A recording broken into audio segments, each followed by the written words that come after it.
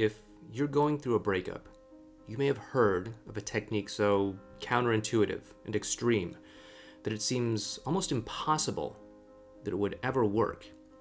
Yet, so many people are talking about it and telling you that you should do it.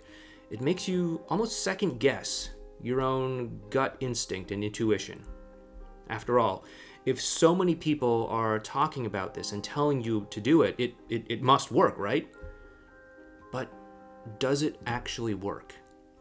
That's what we're going to be investigating in this video here, including the good, the bad, and the very, very ugly. We're talking about the no contact rule.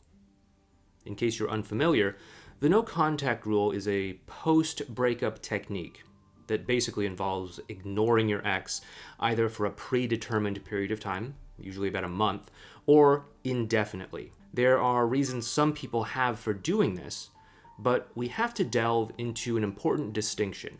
It's difficult to find information on the origins of the no contact rule. However, it was a reasonably common strategy even back in the year 2003, the first time that I went online for help going through a breakup myself. I was trying to save a relationship with a woman who left me, and so I logged into a relationship advice forum that was popular at the time, and I posted my story.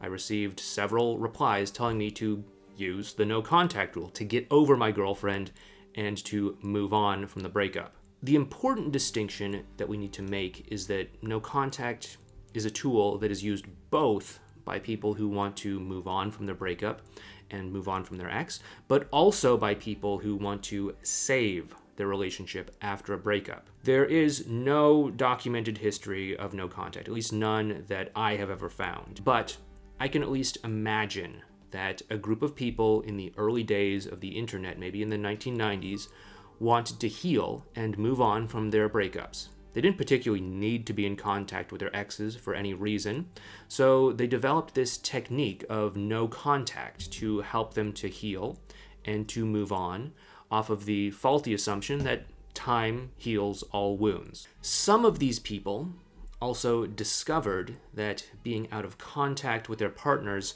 had a strange effect. It caused their partner to actually open up and initiate contact with them, sometimes even confessing their love and begging for them back. This caused people who didn't want to move on and forget their exes to adopt the no contact rule as a tool to try to elicit a response from maybe a closed off or a stubborn ex. This is a faulty strategy as well, because although the no contact rule may have sort of worked, it is losing its effectiveness very quickly for a lot of reasons that we'll get into soon enough. But first, we have to address the core belief that this is all based on. Time heals all wounds. I've heard it. You've heard it. We've all heard it so often, it seems as if it must be true, right? This advice is so commonplace, it may as well be something that you get in a fortune cookie. But simply because something is said often, does that make it true? Although it is true that sometimes time can help to diminish the intensity of emotions, will it really heal all wounds? And the sad truth is that it won't. Yet, more often than not, I've seen people hoping that if they just wait long enough and distract themselves long enough, that somehow the pain and agony will pass. This is why you often hear breakup advice that tells you to, go out on dates with other people, to exercise and get in shape, to get a new haircut or maybe a new wardrobe. It's off the belief that in part distracting yourself from what you've been through will somehow heal you. In and of itself, there's nothing wrong with dating or getting in shape or upgrading your look or otherwise leveling yourself up or anything like that. In fact, I think that most of us probably could benefit from leveling up. And I also do understand that people also do these sorts of things to try to appear more attractive to their ex, a topic that we will explore in another video. But is it an effective way to heal after a breakup? Does time really heal all wounds? It doesn't. Yes, the intensity of it all may subside, though not always.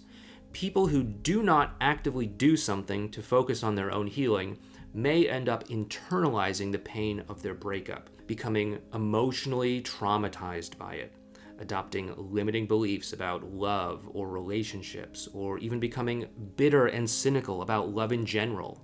You may know these people as the jaded and grumpy single people who hate all men or all women. Maybe they take on a transactional Darwinian view of love and relationships. Men only want one thing. Women only like guys who are this way or that way. Or maybe you know them as the people who resign themselves to being single for years or decades, unable or unwilling to try at love again because of their wounds. Make no mistake, this is not what it looks like to move on. Anyone like this is still being defined by their breakup and is still letting the hurt control them years or decades later, even if they puff themselves up and pretend to hate men or hate women or the idea of love itself. It's not that time will heal all wounds. Make no mistake about it. Focused effort and attention on healing and opening yourself up to love will heal the wounds of a failed relationship. Period.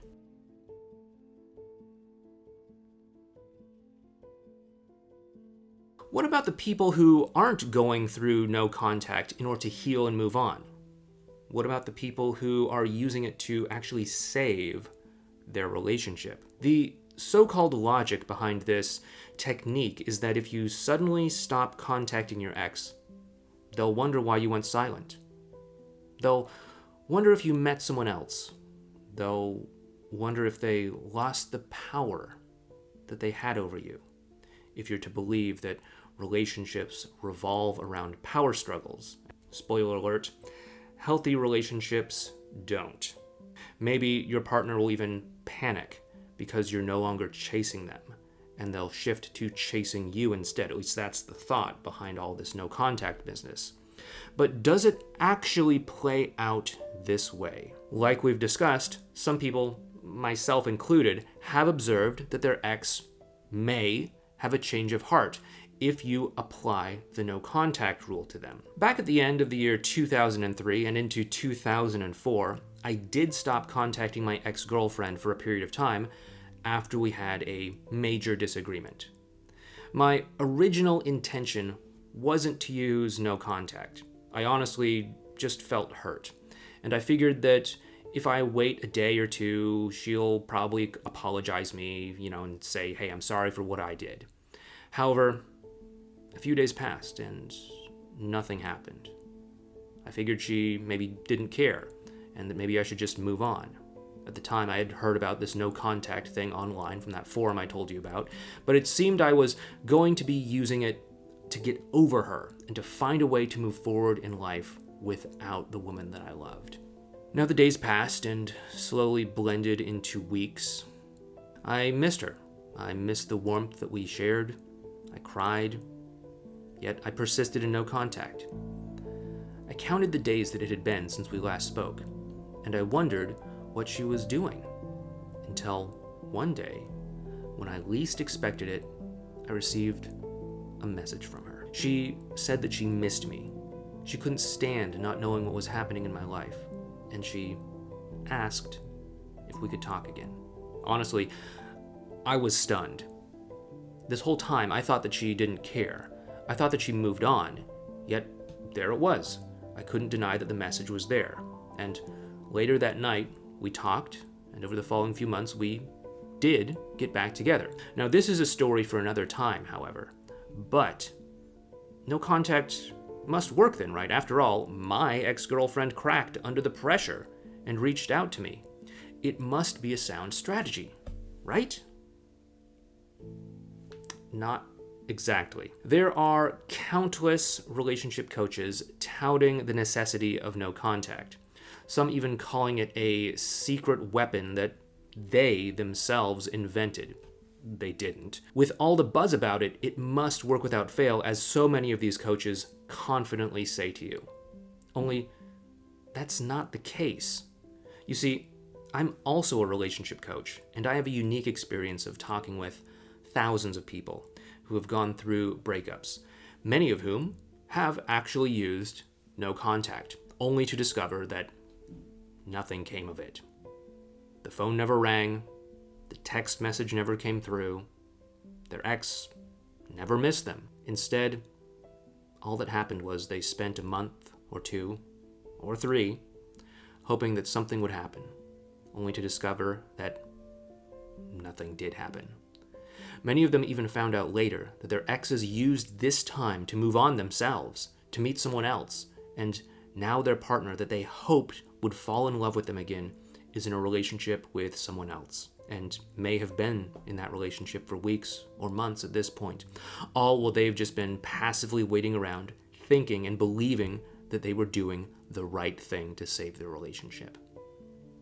And you know what? This trend of no contact being ineffective is becoming more and more commonplace. Why is that? Why is no contact becoming less and less effective? Simply put, it's not the year 2003 anymore, the year that I learned about the no contact rule. We are a lot more connected now, and pretty much anyone who's going through a breakup and looking for help online is going to see something about the no contact rule, and that includes your ex. So rather than being left wondering, gosh, why haven't you contacted me? Did you maybe meet someone else? Maybe you're moving on and I should reach out. Your ex is probably just thinking, oh, they must be using that no contact thing that I heard about. I guess I'll probably hear from them in a month or so. I might as well relax and use this time to date or move on myself. Probably not the reaction you were hoping for, is it? In fact, if they are prone to playing a game of power struggles, using no contact may actually cause them to use no contact on you as well too, resulting in an emotional cold war of sorts, where both of you are holding out for each other, hoping to come out with higher status or whatever the goal is of no contact that your relationship coach told you, when the other one breaks no contact under the pressure. But as I'm sure you can guess, if you're both playing this manipulative mind game, and make no mistake about it, that is exactly what no contact is when used in this way, you're at a stalemate that is leading nowhere. But even if there's a chance that it might work, shouldn't you do it? Maybe not.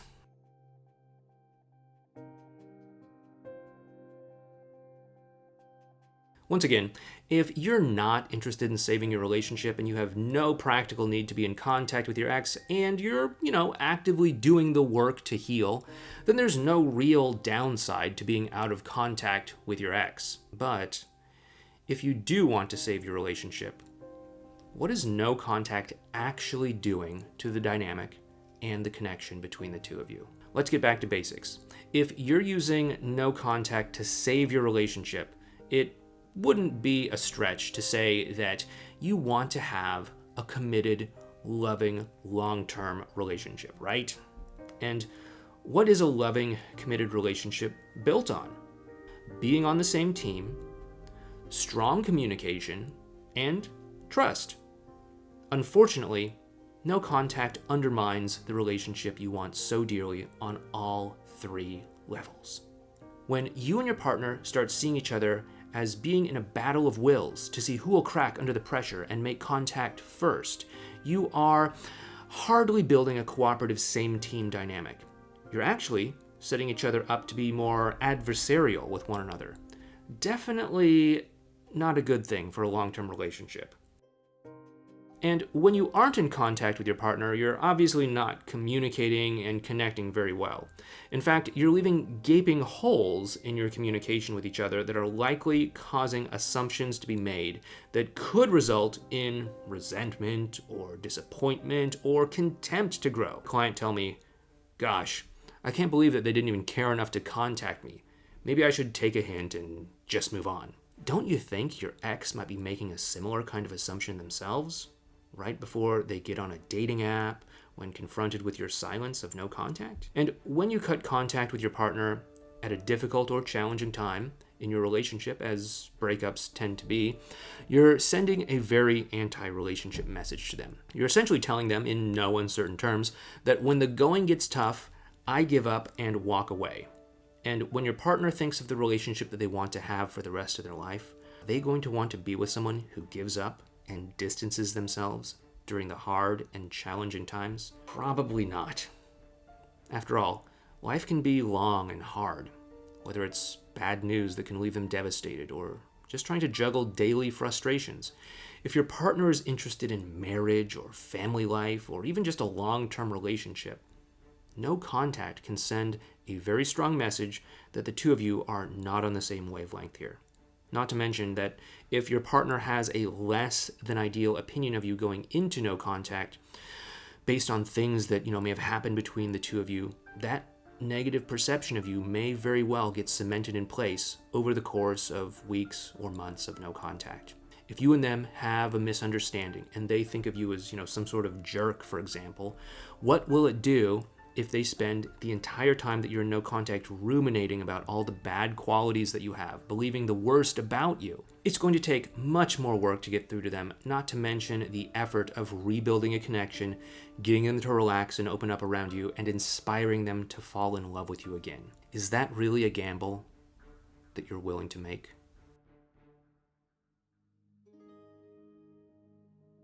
With all this criticism of no contact, you would understandably be curious. What should I actually be doing instead? Is it maybe reverse psychology? Is it studying attachment theory? Is it masculine-feminine dynamics? Maybe it's writing a handwritten emotional letter or going to therapy or studying attraction and seduction. Now, let's look at the big picture here. It wouldn't be a stretch to say that you are probably interested in saving your relationship because you can see long-term value in the relationship that you had with your ex. Maybe this is even the person that you want to spend the rest of your life with, maybe marry or start a family together with them. And if that's the case, then we really need to approach this in a way that's going to set you up to actually have a strong relationship. That means no mind games, no power plays, no manipulation. I probably don't need to tell you that these aren't going to result in a great relationship, only a toxic relationship, right? Instead, what you're going to do is show up in your ex's life as someone who is embodying relationship-ready behaviors and qualities yourself, things that pretty much everyone thinks of when they imagine the partner that they want to spend the rest of their life with. Things like patience, compassion, problem solving, respect, empathy, cooperation, and so on. If your ex is ready for a great relationship and they see this sort of behavior from you, they'll be very interested in connecting and possibly exploring what being together again might look like. Of course, that's only part of the strategy here. If you're interested in turning your breakup into an opportunity for a new beginning with the person that you love, please check this out. I'll show you exactly how to save your relationship without no contact or mind games. Or if nothing else, check out this video right here on understanding your ex's complicated emotional world so that you can understand what they most need to hear from you right now.